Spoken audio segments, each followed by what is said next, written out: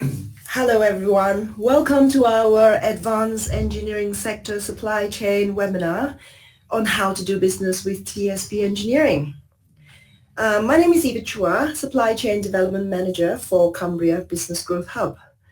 This session really aims to provide you with information about what resources and support are available to you as a business to grow your business in Cumbria. The UK advanced engineering industry has thousands of supply chain companies to deliver the precision products and specialist services needed.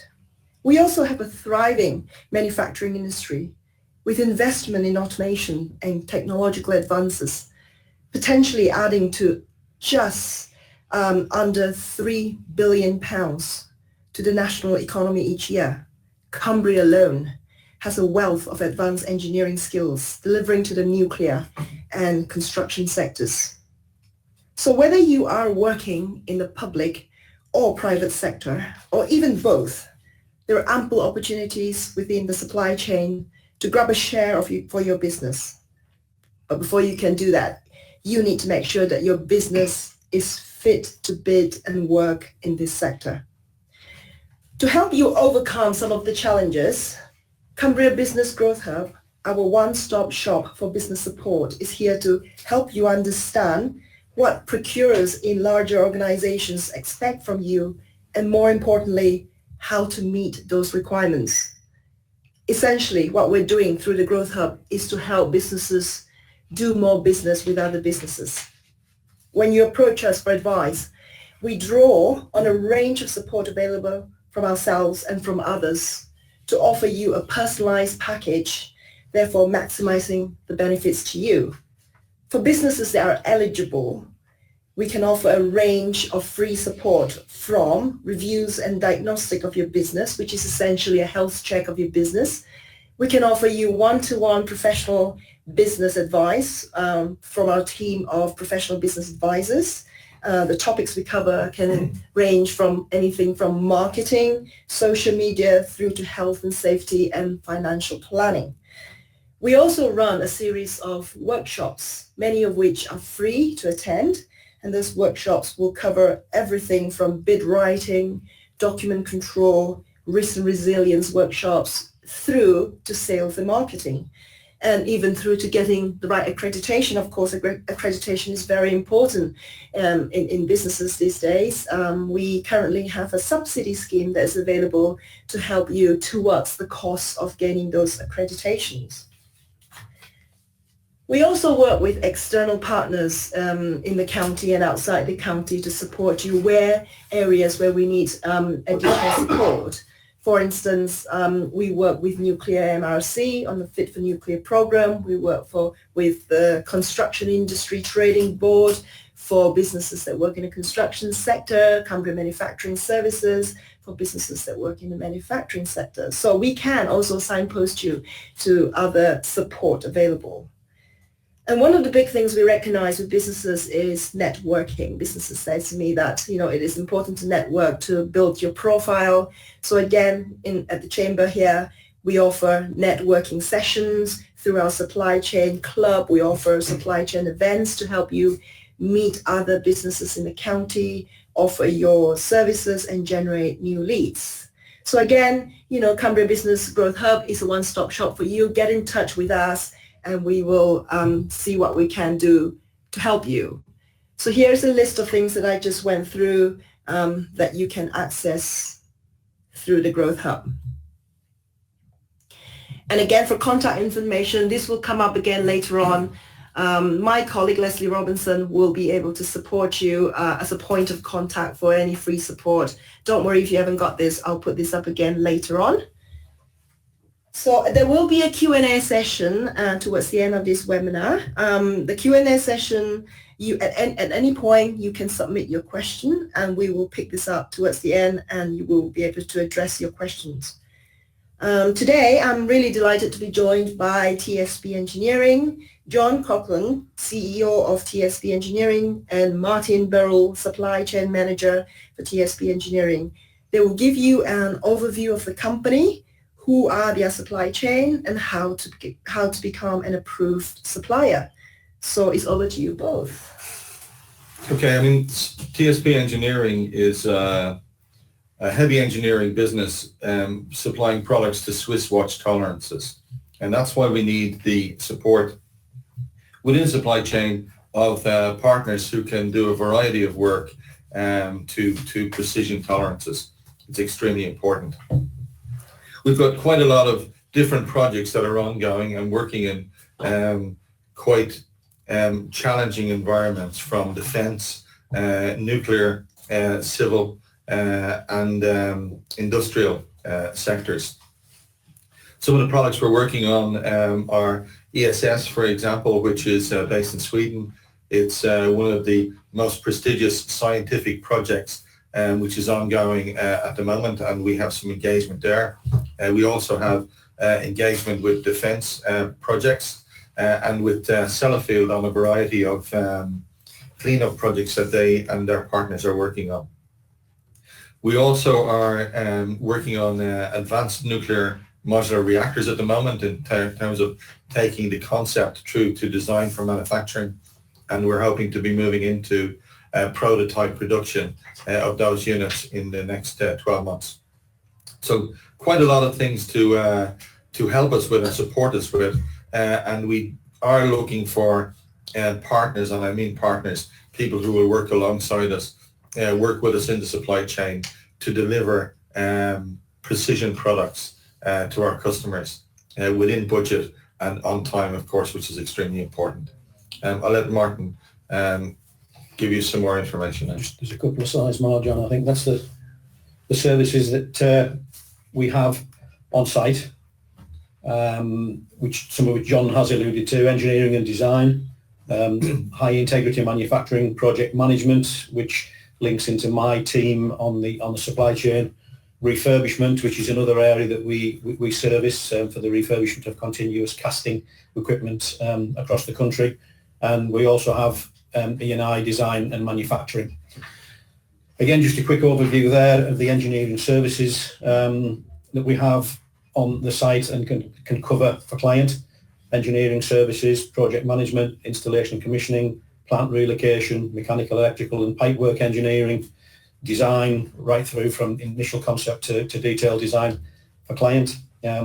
We also deal with fluid and gas media services, process control, consultancy, can do feasibility studies, process evaluation, and modify, redesign original parameters.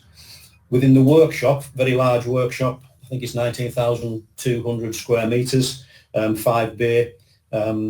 We can cover fabrication, machining, assembly and fitting. We also do weld reclamation and cladding. Shop blasting and painting is also something that we're re-engaging with. Heat treatment, testing, and we also can cover electrical process control and control panels, as well as the refurbishment department I've already mentioned. And Martin, if I'm right in saying so for everybody who's listening, that it's really those areas that we're looking for support. And while we do the big heavy stuff, into that filters in smaller components and lighter components that we don't manufacture, that we normally subcontract out.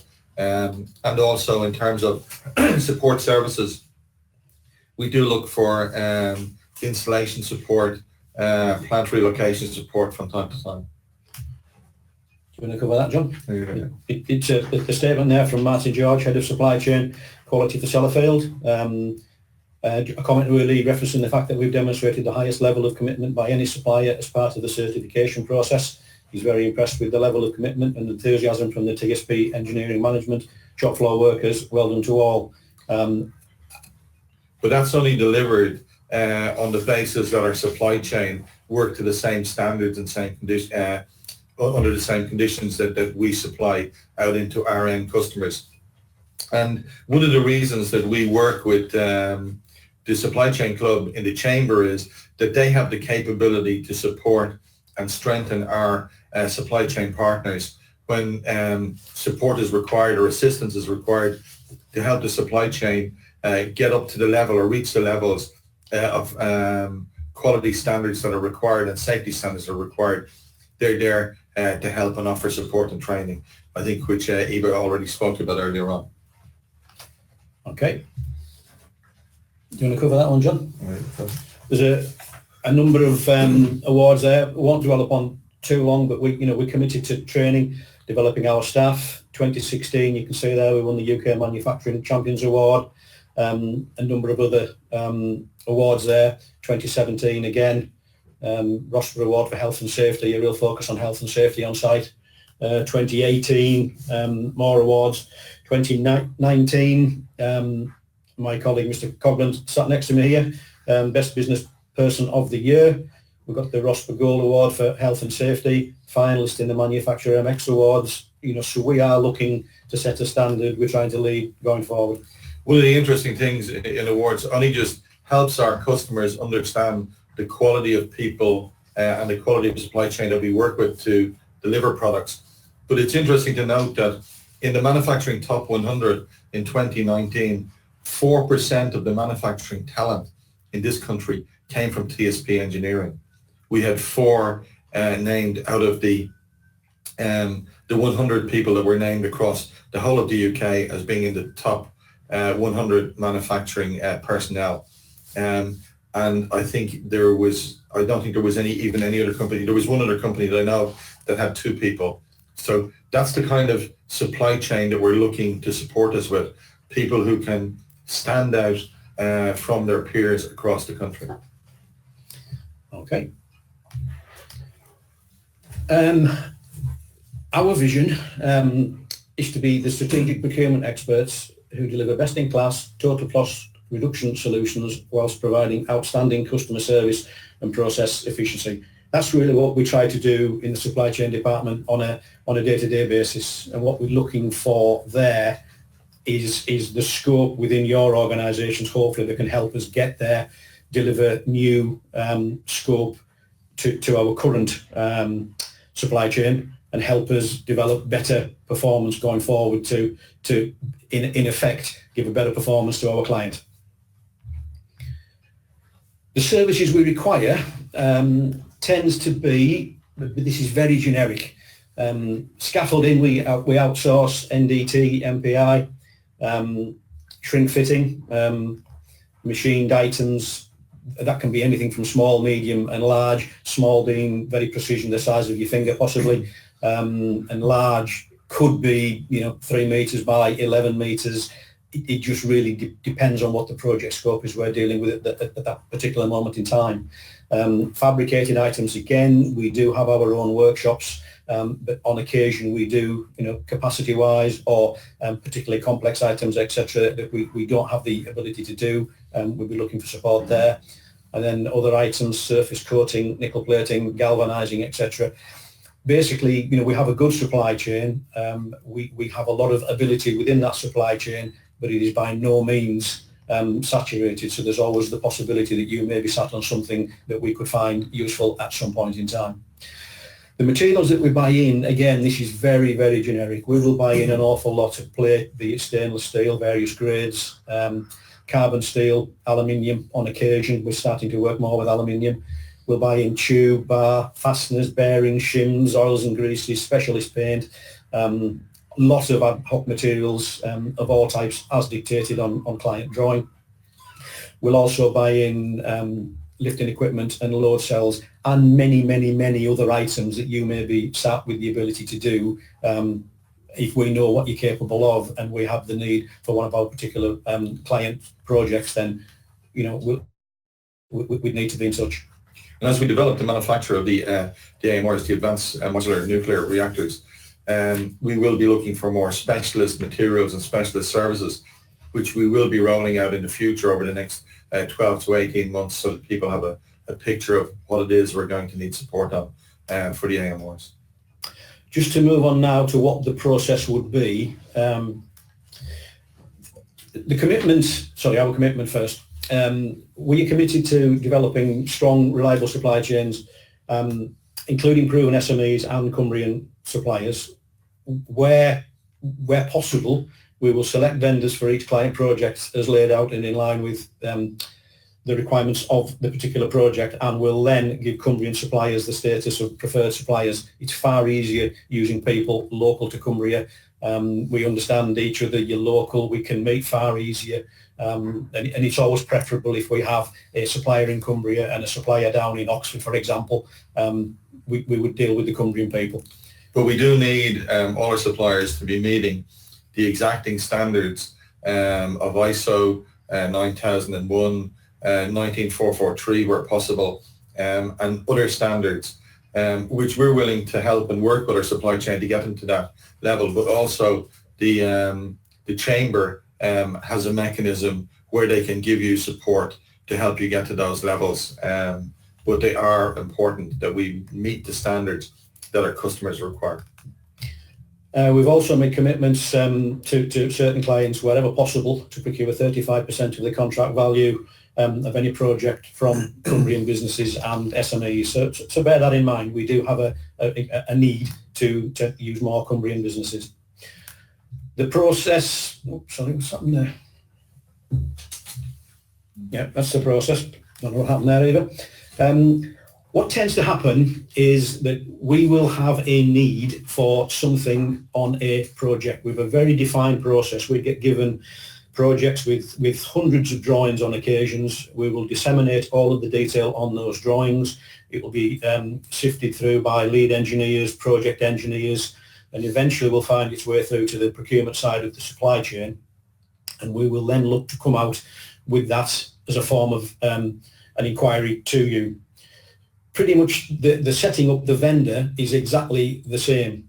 We need a vendor to serve a particular process. If I haven't currently got somebody on the supply chain, we may then find a need to use you. We may be looking for you. You may be giving us the scope that you can do. And what I will do, I will come out to you with an inquiry. It's just basically a piece of paper to fill in.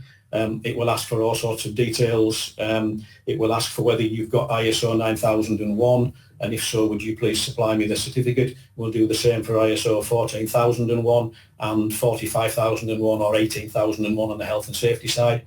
We will ask several other questions. Obviously, the key one would be terms and conditions. You would fill that piece of paper in, you would return that to me, with all required certification, and you would return it to me with effectively your bank account details. I then check all of that. I will do various other things in the background. I'll check the documents, obviously, to make sure they're valid. We'll do credit checks. And then part of the evaluation process, I may need to do a risk assessment. It just depends really on what you're offering against the complexity of the project and where that piece may lie within the project. Insurances, etc., may come into there. At that point as well, depending on the scope of what you may be supplying, we would employ our SQE, Supplier Quality Engineer, and I would ask them to come out and they would do a site visit, a site audit. It's nothing to be worried about. It just sets the standard. What we are asked to do by one of our clients in particular is to take a graded approach. So we have to produce items for one of our important clients, which may have a need to come into contact with nuclear, obviously. And we have to take a graded approach to that. So our SQE will come out and give me a view as to what you are capable of supplying as you stand today. And with that, there will be some action points with a view to getting you up to hopefully being able to provide, let's say, quality grade 1 items. A little bit more onerous, a little bit more paperwork, a little bit more accurate in the detail. But as John said, we're trying to get the best quality we possibly can from our supply chain. That then gives me the ability to serve the client. So we'll take a graded approach on that audit report. The confirmation status is really me looking at the risk, looking at the SQE report post-audit, and then liaising with you to see what you need to do. Now, if that audit report is okay, I tick the box, I pass your details on to my accounts team, and they raise you as a vendor, and then very soon after that, we should look to be placing orders. It may be that there are actions needed as a result of the SQE report, so you could treat that as a learning exercise, if you will. And then once those items have been, or actions have been carried out and completed, we put the SQE back in again, and if it's a thumbs up, then we progress. That just really, the supplier selection criteria just mirrors really what I've said. What we're looking for is the quality. When I say quality, it isn't just the quality of the item, albeit we are expecting the items to be delivered to site right first time. But it isn't just the item, it's also the paperwork. We are very paper heavy. We look for items to be delivered with the correct delivery note. We ask for the purchase order number to be quoted on the delivery note. We ask for the unique item reference number to be recorded. And depending upon what you're supplying, it can appear quite onerous, but it is part of our processes to allow that to flow through the goods inward procedure, and then quality and quality control and the quality assurance side. It's not really just our requirement, it's a requirement for the nuclear industry that all of the paperwork in terms of the lifetime records are gathered with every component and every piece of material that comes through the process.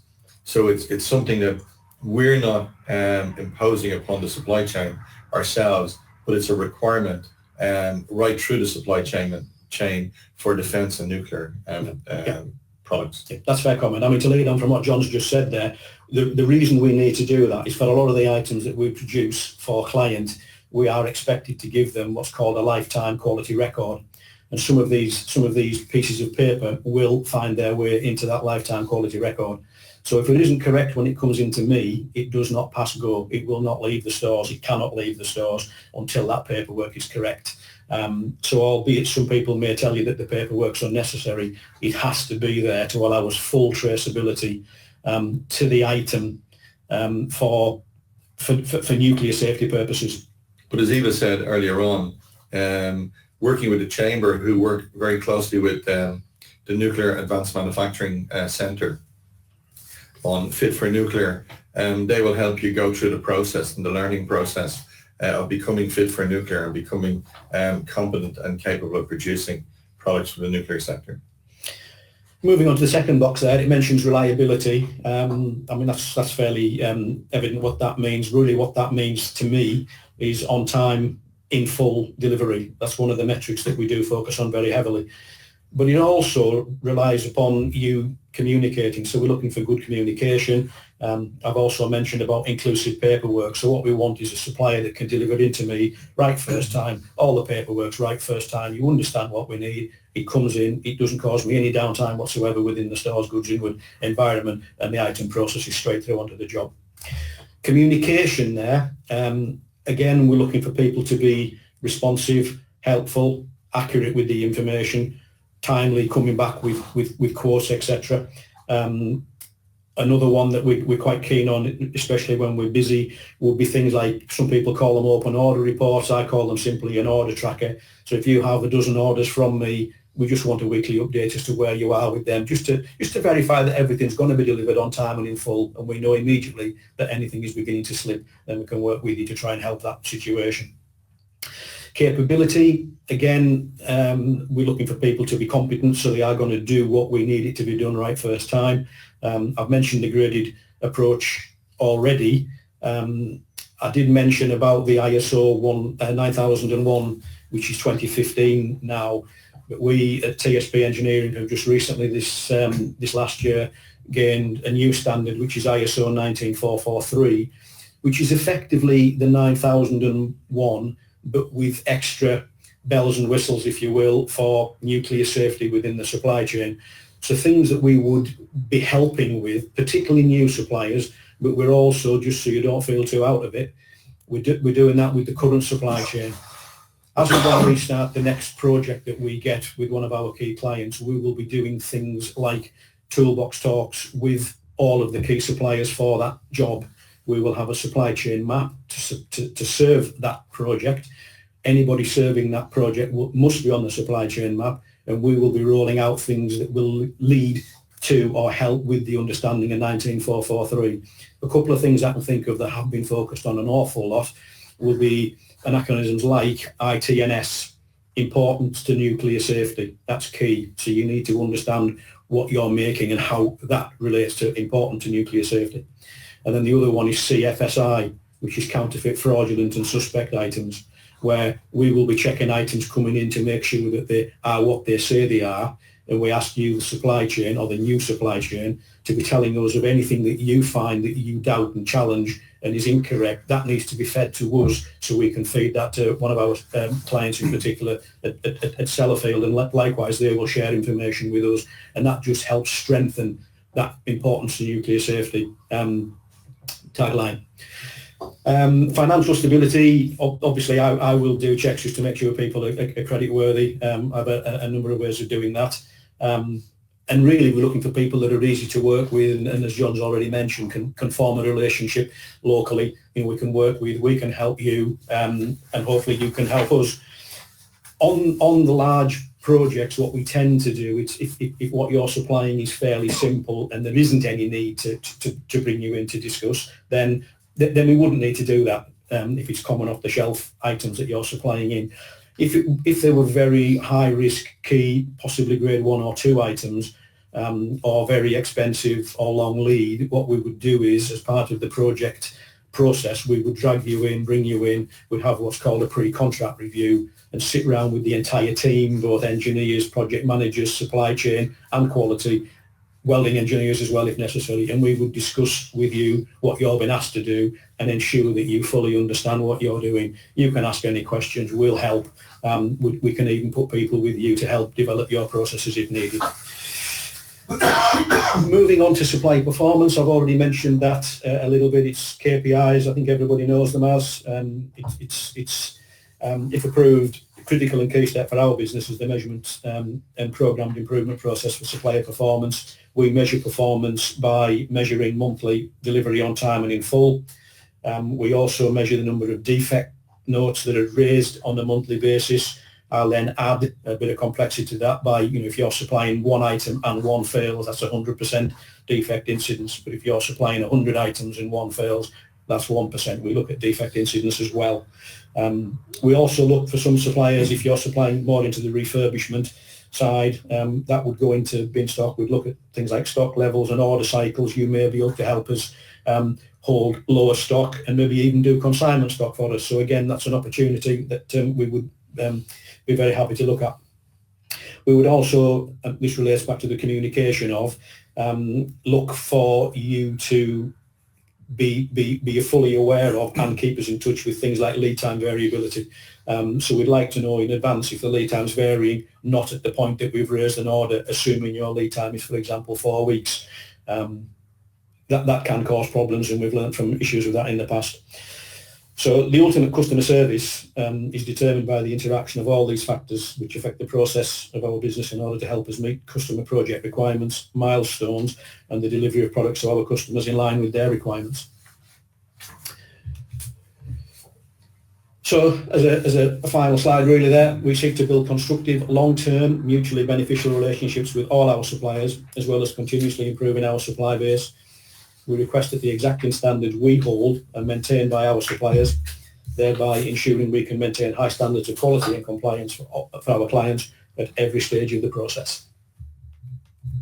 Any questions? Just before we go on to any questions, I think it's important that one thing we do bring to everybody's attention is the importance of cybersecurity within the supply chain, because of the areas that we deliver into in defence and into the nuclear sector. Securing our networks are extremely important. So we are Cyber Plus, so Cyber Essentials Plus. So we do look to have some commitment from our supply chain that they do control their data and their documentation, and that they can't be used as an avenue for somebody to go through the supply chain into our networks and then into government networks. So it's becoming a really important area for us, and it's an area that the supply chain will need to look at for the future. That's great. Thank you very much, gentlemen. And as Martin said, we move on to the question time. You will see a tab on your screen. I would assume will be on the right hand side of your screen, where you can type in your question, and Martin and John will be able to pick it up and hopefully address your question. We're just going to take a minute pause and give you the chance to send in your question. Right, there's a question here for you, Martin. If a business wants to become an approved supplier to TSP now, currently they don't supply to TSP. They're keen to get involved with yourselves. In the first instance, how do they go about it? I would make contact with me either via email or telephone. Do you want me to give the email address? Yes. And tell my email address if anybody wants to offer but basically the scope of what you can do really is martin.burrell, B-U-R-R-E-L-L, at tsp-engineering.co.uk, or you could call me at my desk. It's 01900 842244 and just explain what you've got on offer, what you can do for us. I'll be quite candid on whether that's something that we needed at that time, and then we'll take it from there. Basically, all I need is an email address to send through the vendor qualification paperwork to, and the rest is sort of transacted via email. It may be that you know other people within our business that you could make contact through. That does happen on occasions, some of which I'll work on as I'm given them. If it's something that I know we need on a particular project at that time, others may sit and wait, work in progress, if you will, and wait until there is a need. That's basically the process. It isn't difficult. Sure. I think it's true to say, Martin, as well, that companies shouldn't be shy about contacting us because we will help them through the process. Absolutely. It's not a case of expecting everybody to know everything when they arrive. And we are keen to develop our suppliers and our supply chain, which enhance our ability in the future. Absolutely. Yeah. So we will work with people on quality and everything else that they need to get and the levels they need to get up to. Yeah, particularly if there's a process there that we could use of yours. It may be that you've our process, but maybe the paperwork isn't right. The paperwork, trust me, it sounds onerous. It isn't. It's fairly easy once you understand it. What we tend to do is to invite people in, take you down the stores, show you some of the complex items we have delivered, understand how the labelling works and why we need it, and from then on it tends to be no problem. Okay, well, that's great. And don't worry if you missed that email address. For all of you that have registered and signed on, I will send forward the email address and contact details on after this session. So that's fine. And you guys talk about ISO accreditation. So if a business currently have ISO 9001, what would be your advice to them? Well, we'd like to make sure that they have progressed on to a minimum of 9001 2015, which is the latest version of the ISO standard. So if you have that, that's the basic to come and work with us. Depending on some of the work you might do in the future, particularly on the AMR type work, we would be trying to encourage people to move towards ISO 19443, which is really for products that are important to nuclear safety and quality, particularly for new builds such as AMRs. But I also, while we would help you with that, I do believe that the Chamber would potentially run courses at some stage in the future to help out also. Mm-hmm. Mm-hmm. Right, that's great. Again, John talked about the Chamber running courses. We work very, very closely with businesses in the county, and going back a year ago, we ran some workshops on document control and risk and resilience workshops, having had that discussions with TSP and understanding how important it is, to understand document control, how document control can help your business. So we ran a series of workshops on that, and we run a series of workshops on risk and resilience. So again, we will continue to work with businesses in the county and put on workshops that are relevant to you. Okay, thank you very much, gentlemen. Thank you very much for attending.